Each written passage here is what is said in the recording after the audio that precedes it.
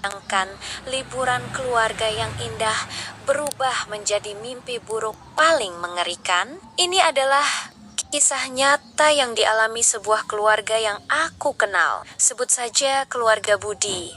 Mereka memutuskan untuk menghabiskan akhir pekan di sebuah desa terpencil yang katanya punya pemandangan alam luar biasa. Perjalanan panjang mereka lalui, menembus hutan lebat dan jalanan yang nyaris tak tersentuh. Sampai akhirnya mereka tiba di sebuah desa yang aneh. Suasananya begitu sunyi, seolah tak berpenghuni. Penduduknya menatap mereka dengan tatapan dingin dan penuh curiga. Malam pertama terasa begitu mencekam. Suara-suara aneh terdengar dari luar pondok penginapan mereka, seperti bisikan dan nyanyian dalam bahasa yang tidak mereka mengerti. Budi mencoba menenangkan istri dan kedua anaknya, meyakinkan bahwa itu hanya suara angin atau hewan malam.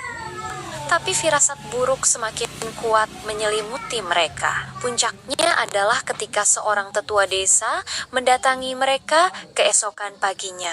Di hari Sabtu, dengan wajah tanpa ekspresi, ia berkata, "Kalian tidak seharusnya ada di sini. Pergilah sebelum matahari terbit besok." Budi dan keluarganya jelas ketakutan. Mereka langsung berkemas, berniat pergi saat itu juga. Tapi anehnya, mesin mobil mereka tidak mau menyala. Semua ban juga kempes, seolah sengaja dirusak. Mereka terperangkap. Kepanikan mulai melanda ketika mereka menyadari semua penduduk desa mulai berkumpul di lapangan tengah, membawa obor dan senjata tajam kuno. Dari seorang anak kecil yang tampak kasihan, mereka akhirnya tahu rahasia gelap desa itu. Setiap hari Minggu tertentu, desa itu harus melakukan ritual persembahan darah untuk menenangkan arwah penjaga desa, dan persembahan itu haruslah darah orang asing. Malam itu, malam Minggu yang seharusnya menjadi akhir liburan mereka, berubah menjadi malam perjuangan hidup dan mati. Pintu pondok mereka digedor dengan kasar. Para penduduk desa, dengan mata yang seolah kosong, berusaha mendobrak masuk. Budi dan keluarganya hanya bisa bersembunyi di sudut ruangan, memeluk satu sama lain, sambil berdoa memohon keajaiban. Suara gedoran semakin keras, dan mereka tahu waktu mereka hampir habis. Di tengah keputusasaan itu, terdengar suara sirine polisi dari kejauhan.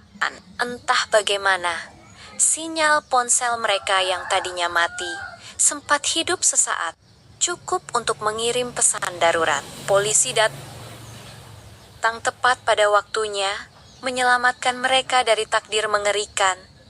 Meski selamat, trauma itu membekas selamanya. Mereka bersumpah tidak akan pernah lagi meremehkan cerita-cerita lama atau mengunjungi tempat asing tanpa mencari tahu lebih dulu. Kisah ini menjadi pengingat bagi kita semua bahwa dunia ini menyimpan misteri yang lebih kelam dari yang bisa kita bayangkan. Terima kasih sudah menonton. Jangan lupa subscribe untuk cerita lainnya.